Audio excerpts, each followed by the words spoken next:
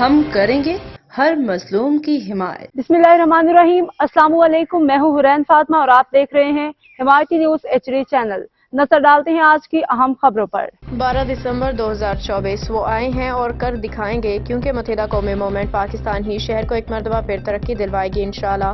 متحدہ قومی موومنٹ پاکستان کے رکن قومی اسمبلی حلقہ NA 233 جاوید حنیف بھائی کی کاوشوں سے کرنگی اور لانڈھی کے مختلف پارکس کے ازسر نو تعمیر کی جا رہی ہے، جس کے سلسلے میں آج وسیم الدین میو بھائی کوآرڈینیٹر برائے جاوید حنیف بھائی نے PWD کے اسسٹنٹ ایگزیکٹو انجینئر آصف صاحب، سب انجینئر عبید صاحب کو کرنگی لانڈھی کے مختلف پارکس کا وزٹ کرایا، جس میں سابق UC 25 موجودہ UC 8 لانڈھی، سیکٹر 51B کے اسلم پارک، سابقہ UC 26 موجودہ UC 9 لانڈھی، سیکٹر 51A کے چلڈرن پارک، سابقہ UC 27 موجودہ UC 10 لانڈھی D ایریا کے رابعہ بسری پارک، سابقہ UC 30 موجودہ UC 10 کرنگی، سیکٹر 48B کے بسم اللہ پارک، سابق UC 20 موجودہ UC 5 لانڈھی کے معراج شہید پارک، سابق UC 22 موجودہ UC 2 لانڈھی کے تکونے پارک کا وزٹ کیا اور ازسر نو تعمیری کام کے آغاز کے حوالے سے جائزہ لیا۔ اس موقع پہ town organiser Landhi town Tashfeen بھائی،